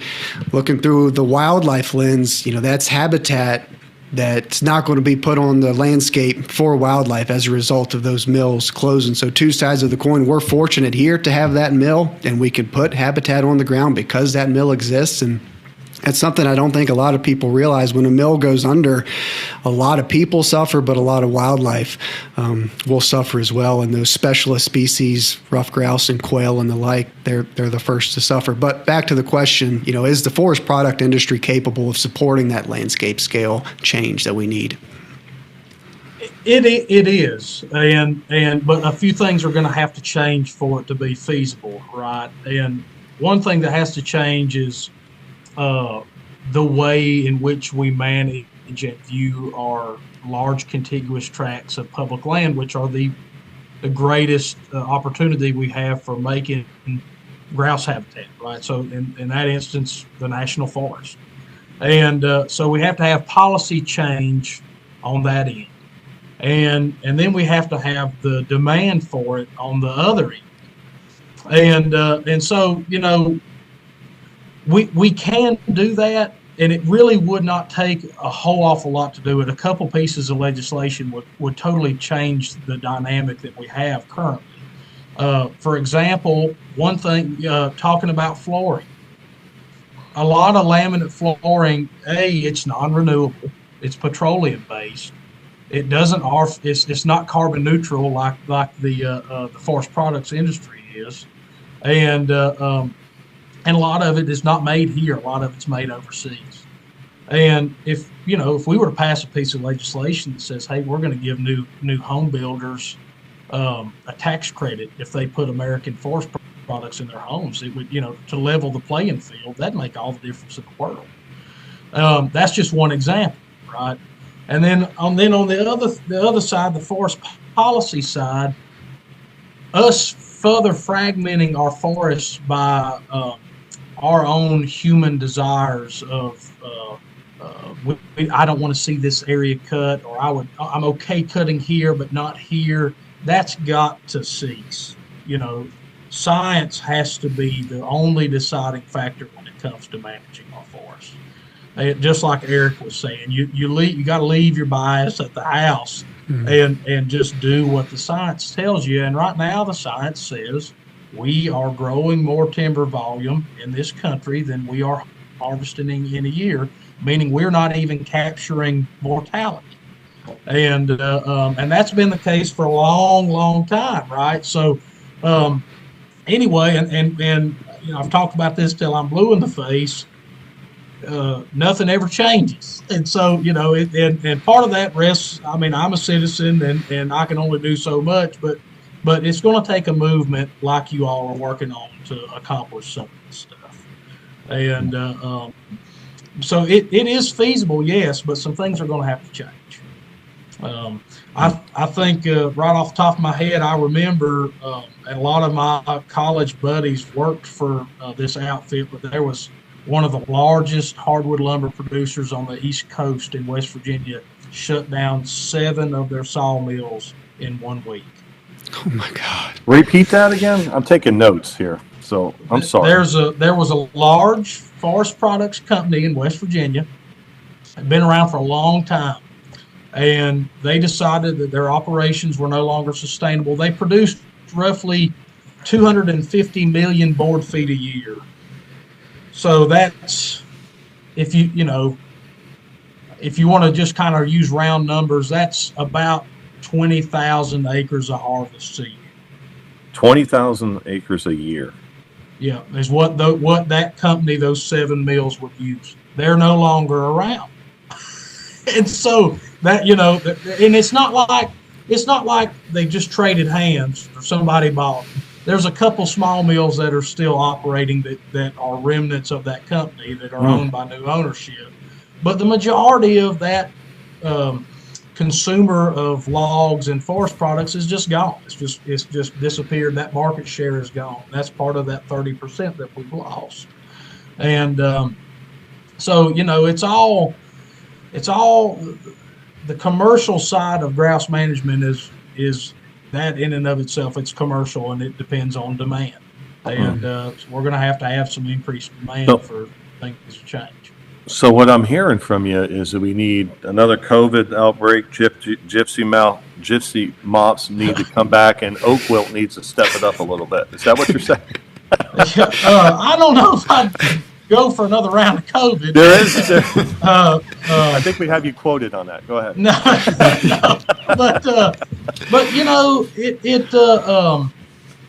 the problem. Here's the problem. We just had a pretty big natural disturbance in my neck of the woods, Helene, and the problem is that a lot we opened the canopy up a lot, but as you all are very well aware, that canopy may be open, but it's not being managed. So what it comes back as, that's up for discussion, right? It may come back as a kudzu patch, and I've seen a lot of people rambling online. We're going to have a grouse resurgence. By God, I hope we do. I just don't think it's really realistic to assume that. Right. So you may have had a stand and you lost a lot of that oak overstory component, and in the understory was all this red maple that was waiting to be released. Because it was mismanaged to begin with. Because it was mismanaged or not managed at all. And now that stand's going to be a red maple stand, and it's not going to do a whole awful lot for anybody. Or anything. So, not to be pessimistic. No. Yeah, let's God, it's so hard when we talked to a couple biologists the other day, and it's so hard for people that are going to be listening to these podcasts and go, it's a moot point, but you got to find wins and capitalize somehow on these wins. Like you mentioned, and correct me if I'm wrong, I'm just, again, trying to find that diamond in the rough, that half full mentality here. Like with COVID, for example, we make fun of it a little bit ago, but you had a surge in that, in a forest product. Well, okay, let's find a win in that. So here, those areas that did get cut, so that's been 5-6 years, 4 to 6 years. So we will find, let's just assume everything's going to be unicorn and rainbow world with invasives and stuff. So you will have that little surge, right? I mean, in that boom, if you will. So it's 4 to 6 years. So we'll have some stem density. We'll have, if the grouse were in the area, we'll have a little jump. Right? Yeah, absolutely. Please. Yes. Absolutely. Lie to me. And I don't, I'll say this, it is still very doable. I have had, in the last 3 years, I have had several hunts in southern Appalachia where I was knocking on the door of 30 flushes in a day. Damn. Where there is habitat, people call me a liar. I've got people that were with me when this happened, but where there's habitat, and there was habitat to begin with, there are birds. Period. Full stop. And so it's doable. It's just gonna. I mean, the three of us know it's an uphill battle, right? But it's doable. It's not like.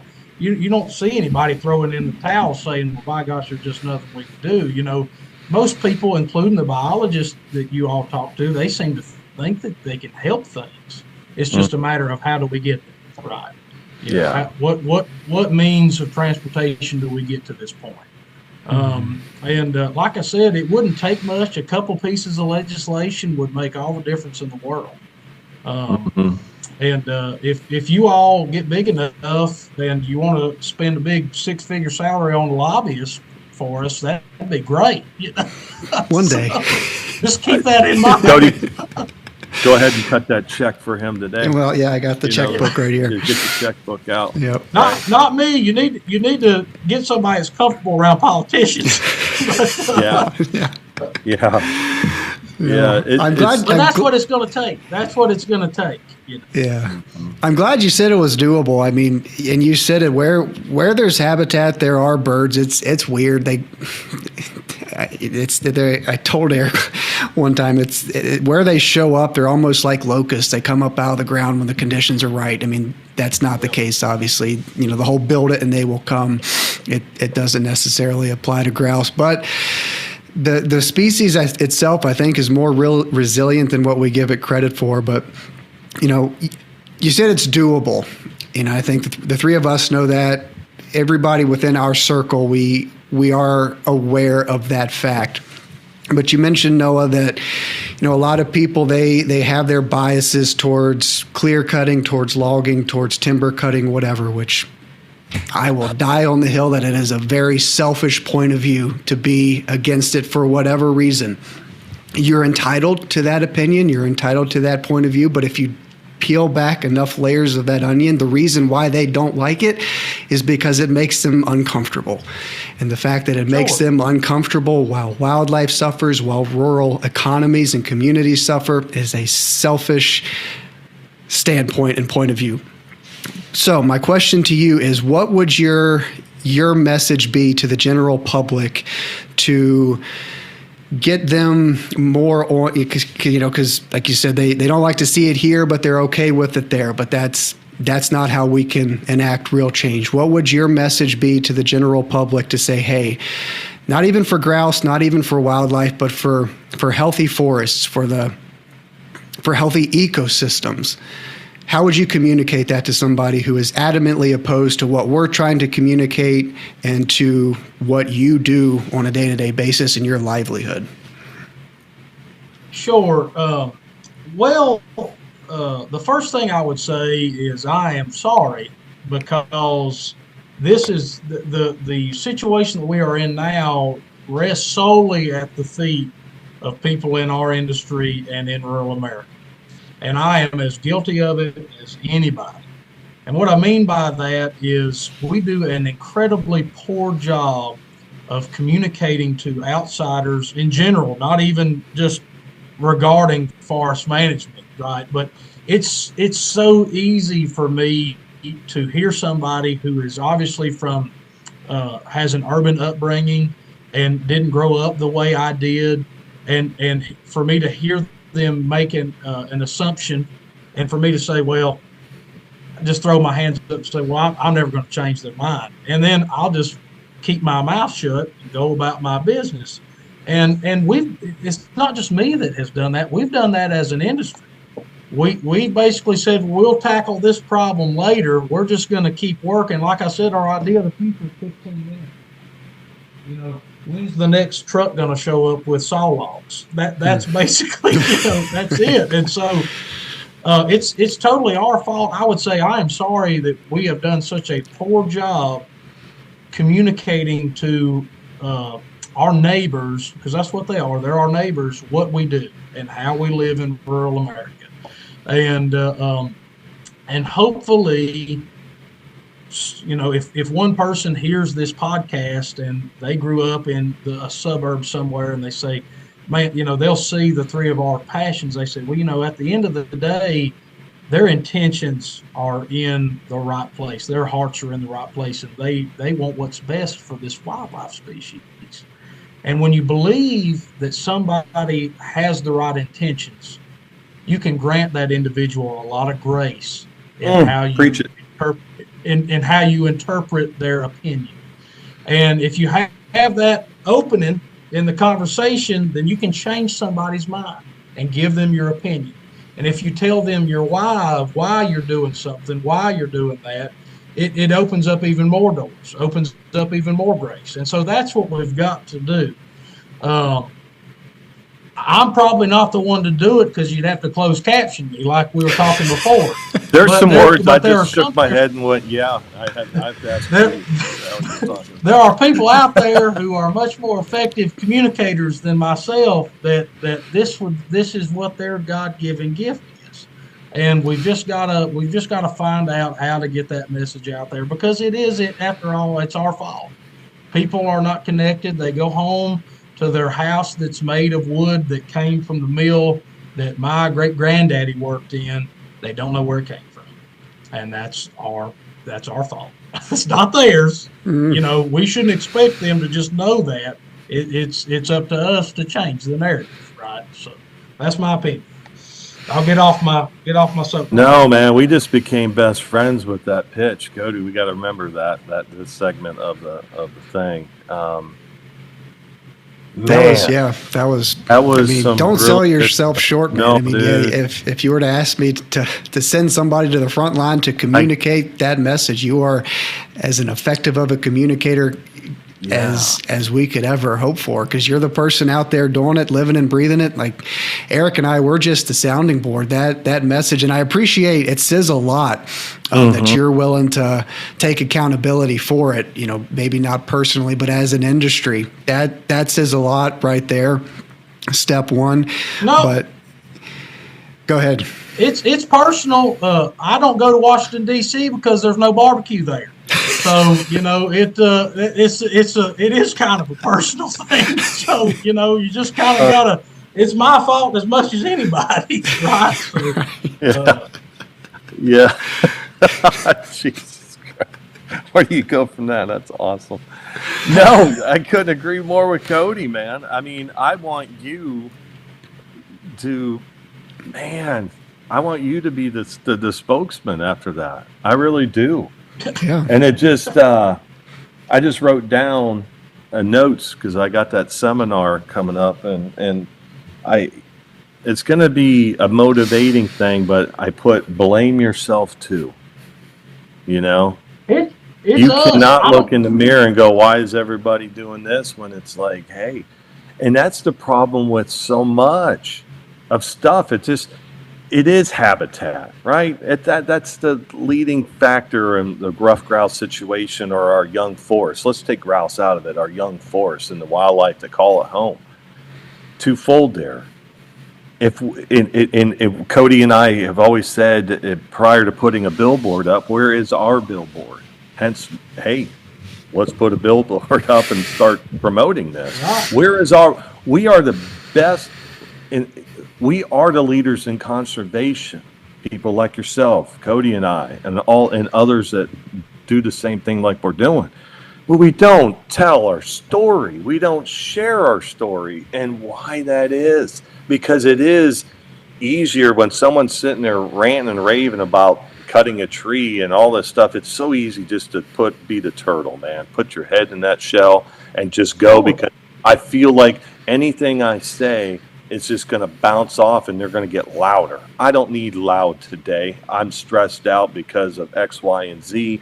I don't need loud today, but we do need to hear them get loud today, Like we need that seems to be, whether it's the biologists we have on, it's the people we talk to, Cody and I, that is a big problem. Part is the habitat, is sharing our story.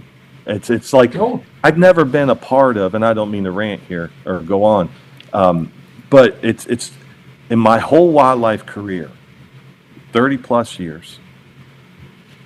And that's why maybe I'm so engaged to this, because I've never been a part of something so black and white, but so damn difficult to get to. Oh, yeah.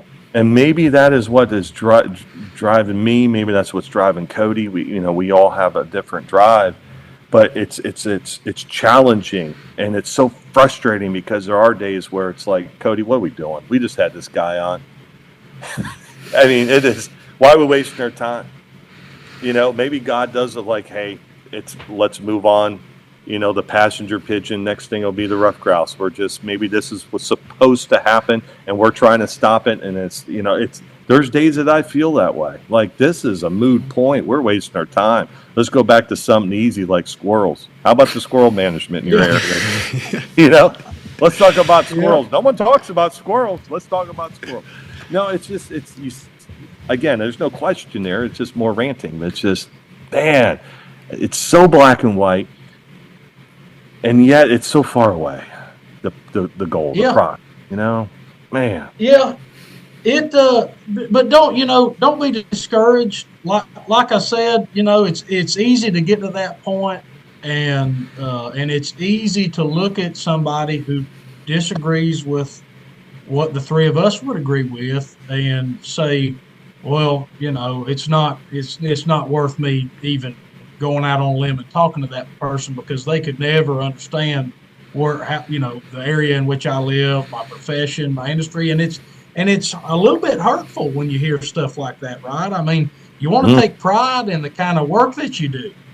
When somebody's saying, by gosh, I don't want to see any trees cut, it's a little bit personal, right?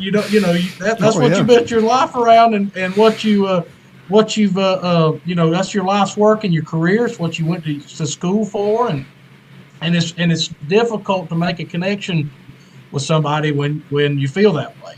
But it is the right, and even if I thought that, man, there's just no way we're gonna dig out of this hole, it's still the right thing to do. Increasing young forests, trying to do our best to help the wildlife, the true tenants of the forest, the wildlife that live there.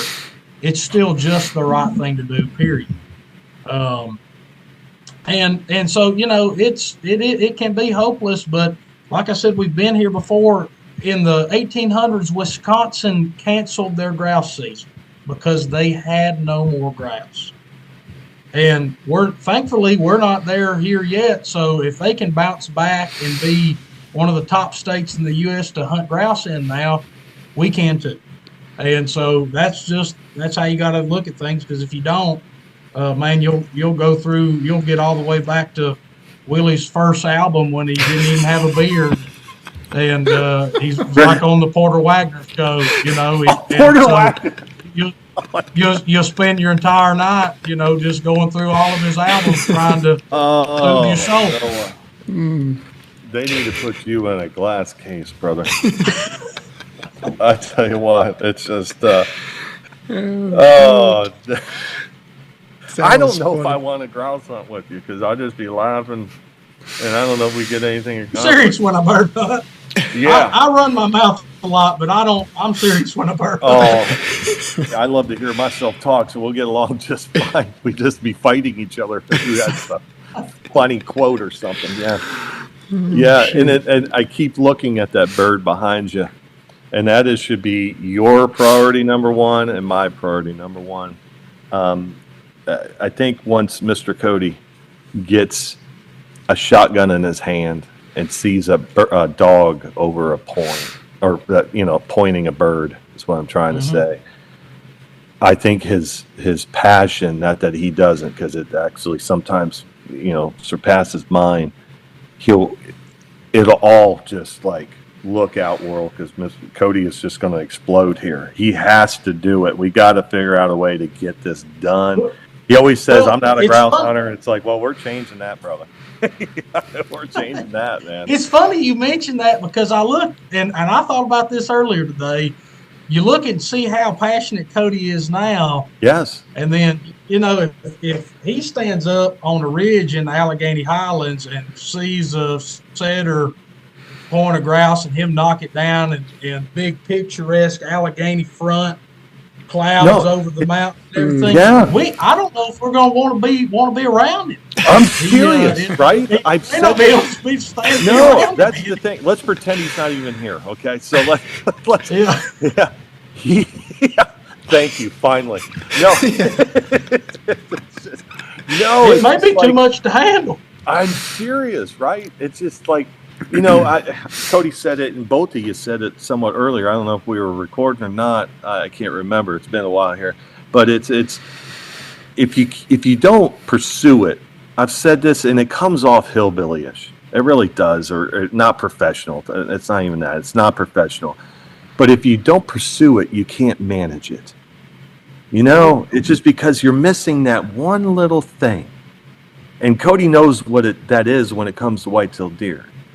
But if he does see that, the whole Aldo Leopold of it, it's like all the pieces are going to come together. But here's my dilemma with, I know the brief conversation we had a couple weeks back, we were talking about getting together and grouse hunting, and I appreciate the invite. But when I hung up with you because I was in a hurry, the first thing that came to my mind is that I seen where the grouse are at Cody's. I'm an old man, and I'm out of shape. And my dog is worse shape than I am. I don't know if we can get it done. I'm not like those hills. Can you flush them down? Can we do a deer drive to bring them closer to the floor? Because there's sometimes where I follow Cody, and he's, of course, a mountain goat. And it's not because he's young, but he's just in shape. And he's a mountain goat. And I'm sitting there trying to, not get embarrassed myself. And I'm huffing and puffing. And it's I don't know if I want to grouse hunt with you, Noah.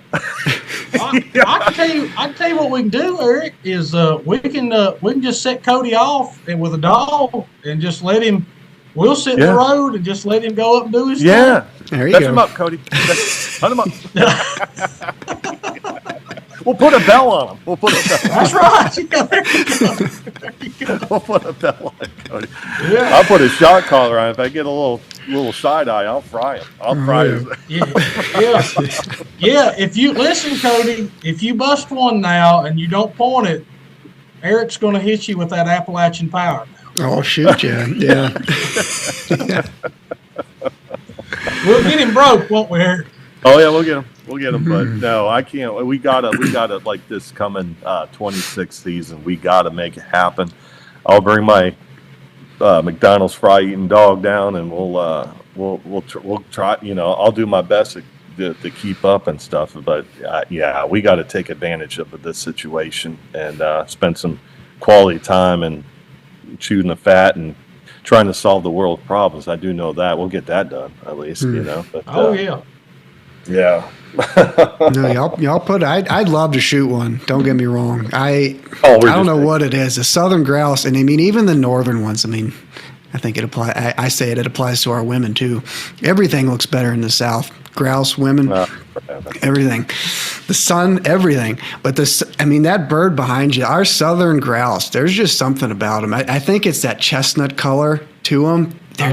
They're gorgeous. I'd love to. Don't get me wrong. I'd love to shoot one. See, I'll put one out in front of me, and I can't promise I'll shoot it. I'll shoot at it. I'll sling some pellets. Just scare the hell out of it, right? Yeah.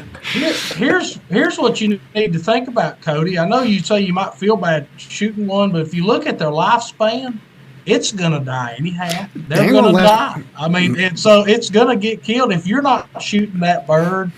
A hawk is going to eat it, so might as well be me. Might as well. I like that. You're right. It's all part of the circle of life, right? No. I've told Eric this. My big picture goal, my property down here, we call it Rock and Chair Ridge. My big picture goal is and we got some grouse now, but not enough that I'm comfortable shooting them, but. Loggers moving in this week, and my big picture goal many years down the road is to have enough to shoot them. So I will do everything within my means to accomplish. Sounds kind of sadistic, I'll do everything within my means to shoot a bird whose populations are declining, but that's one of my biggest goals. And I'd be damned, I'm going to get it done. He's saying hi. Say, Cody. He heard grouse. He's like, yeah. He heard grouse. He goes, where's the French fries? I've got 4. I had to keep mine locked up, or they probably would have knocked the grouse off the wall. So. Yeah, there you go. No, man. No, this has been super. No, I mean, I am positive we could keep this going well into the night. Oh yeah, me too. I got one more question for you, unless Eric's got something else. No, I'm good to go. It's a question that we've only had 2 guests, but we've asked them. We'll ask you. We'll ask all of our guests moving forward. And a big part of what we're trying to do is that emotional connection with ruffed grouse and the species. I would love for you to share with us and everybody listening your most meaningful and memorable experience with the ruffed grouse? Kind of putting you on the spot. Take all the time you need to think it up. Your first flush, a hunt, whatever the case may be. There's got to be a memory that jumps out as the most special that you've shared with the species. I had a dog that I was really, really fond of, and I'd had dogs prior to this dog, but I was really young, and I never really had the knowledge, and I still don't have the full amount of knowledge I need to train a good grouse dog. But I had this dog named Jeb, and he made up for all my mistakes and all my lacking qualities and everything. And I was kind of coming of age in life and learning who I was. And I was in college, and he was really the first dog that I had that I'd spent a lot of time in the grouse woods with. I had a Brittany before him, and I had one other setter before him, and I just didn't. I was 15, 16 years old, and so I would hunt for a day, and then I'd go and drive my truck into a river, or I would go and deer hunt for a month or whatever. And anyway, and I had started hunting by myself. I wasn't hunting with a lot of people anymore. And he kind of clicked. He had turned 2 years old, and he kind of clicked, and he was figuring it out and figuring the game out. And we had a day in North Carolina where he pointed. We didn't jump, but he pointed, and we flushed 17 birds.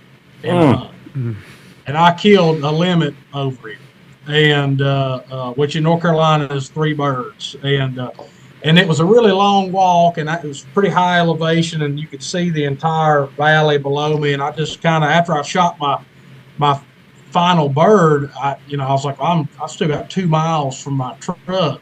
And I just sat there with him in my lap, and I kind of looked over the scenery, and I had these 3 birds, and I was at the point in my education where I knew that forestry was what I wanted to do, and it kind of all came together for me. I was like, this is why I do what I do, and that's probably my most meaningful experience with a grouse. That dog's dead now. I miss him every day, but I think about that hunt all the time. And when I'm planning a cut, I think about, what would me and old Jeb, what could we have done in here, in 15 years or whatever. And so keeping that connection is really important. And I know y'all have the same thing. But everybody that's passionate about wildlife's got that same story, So what's unique about it? This is the third time, I think, or with guests that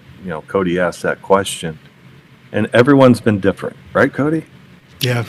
And it's funny, listen to each person. I mean, like I could see me. I know this sounds a little corny, but I can see myself sitting there next to you, thinking the same thing. Mm-hmm. Yeah. And another gentleman that we had on. You talked about a grouse in the snow, and it jumped up, and you could picture yourself there in that shock when it busted up out of the snow. And so I appreciate Cody asking that question always at the end. I think it's great. Yeah. because Cody's right. You gotta. That's a lot of people they don't have a connection with the bird, and it's hard. And you're trying, if that's not it, let's find something that will help the bird, but you have a passion for it, then it's forest health. So how the hell do you get, a passionate story like that, with, hey, I produced this cut and I saw a gold-winged warbler. It was great, Yeah, so I that's awesome, man. Man, I got a big smile on after all that demon wood put on us, right? We're going to get Cody to that point. Then we'll probably never hear from him.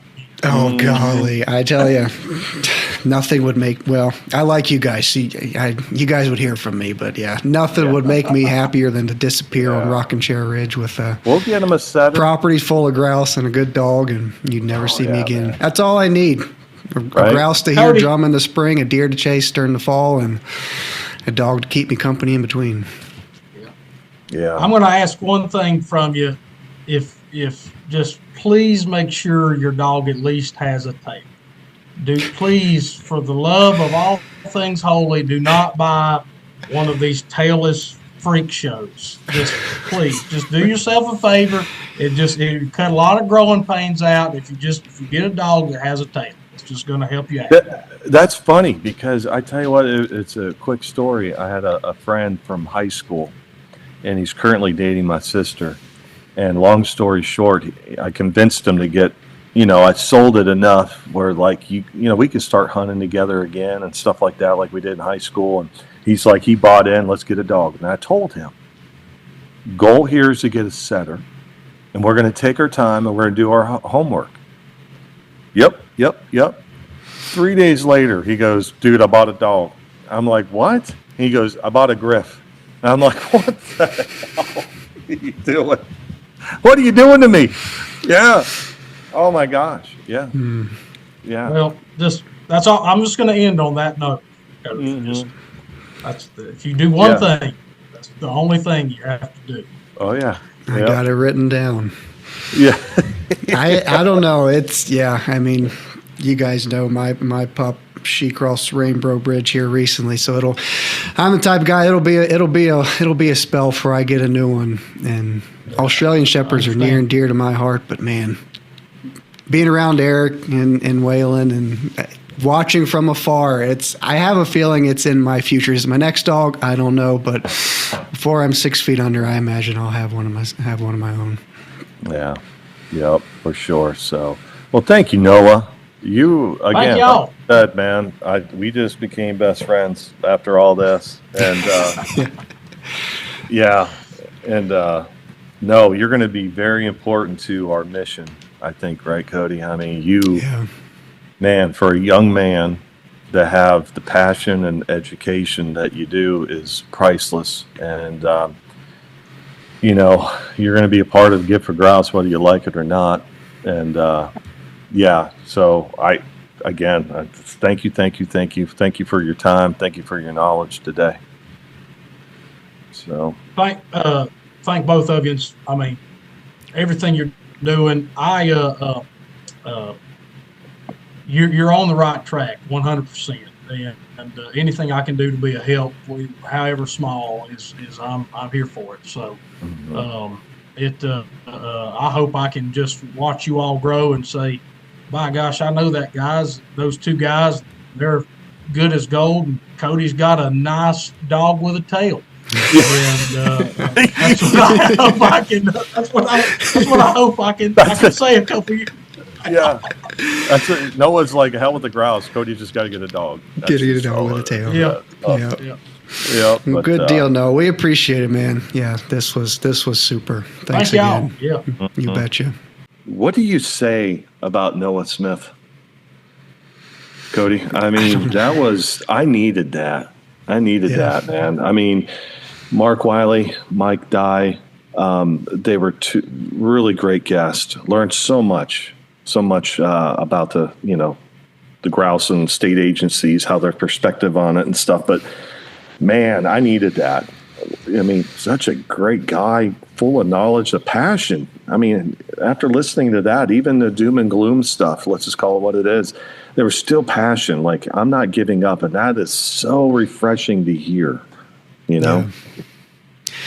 Yeah, I wish I had something. I don't know. I don't want to sound like I'm crushing on the guy or whatever, but I'm at a loss. I'm at a loss for words, honestly, because you and I were talking, it's, we segment part of these episodes for reels into shorter clips for Instagram and Facebook, the really informative reels, or if it's a strong message or whatever. And you said something, it's like, the whole thing is like worth listening to. Everything he said was valuable or informationable, or you could take something from it, whether the habitat or, his messaging to the general public about why we should be logging. And it was, it's funny. We created the Gift for Grouse initiative to be the voice for ruffed grouse and to advocate for forest management and all the people whose livelihood depends upon it. So, we're the face of it. It's like, hell, he should be the face of what we're trying. He should be doing our job. I mean, right. He did a phenomenal job. And with Mark and Mike, they're professionals, and Noah is as well, but he's out in the field almost every day, cruising timber or hunting. And I went into it with high expectations based off of what he does for a living and what his hobby, his passion is for grouse and Appalachia. And it showed in everything that he said. He lives this stuff. And that's not to say that anybody before us or after us doesn't, but he's so immersed into all of it that he's got invaluable insights into grouse and what it takes to move the needle. Yeah. It's funny. There's one question that I left out that I asked Mark and Mike, and I left it out on purpose because I don't think I needed to ask it, is what can give for grouse? What can we do for you? And I was going to ask him, but if you listen to the whole podcast, it was pretty much, evident of like, just keep doing what we're doing. And I think his answer almost would have been the same as the other guys, is just keep advocating, keep fighting, keep doing what you're doing. But his passion is so refreshing to hear, especially Mark and Mike as well, because they didn't answer the question of, hey, give me a chainsaws, give me this, give me that. They wanted us to keep fighting. And it's like, that says so much, the bigger picture, and that whole podcast, to wrap it up here. But it was. Everything he was saying was so passionate, and it gives us a lot of hope. Keeps us, like I mentioned in the podcast, sometimes it's like, why do we tackle this? Mm-hmm. And listening to him, we know why. Yeah. It's not. It's with people like that, because I'm sure there's more Noah Smiths out there we haven't met yet, and we're going to meet them, hopefully. And it's going to be really refreshing. Like, hey, we can solve this problem, is what I'm trying to say, with passionate people like that. I hope there are many more Noah Smiths out there. He made the comment that what we're trying to accomplish, it is doable in terms of, healthy forests and increasing ruffed grouse populations. It all is doable. And for it to be doable, it's going to take Noah Smith and many more like him to do it. So he's young, which makes me feel old, that I'm the youngest on a call or the youngest in the room. But it's a positive sign that he's so young, so passionate, and he should be the voice and the face, and people like him for what you and I are trying to accomplish. For sure. That's great. But with that being said, appreciate you, Mr. Cody, all the time. So appreciate Noah coming on, and as my grandpa always used to say,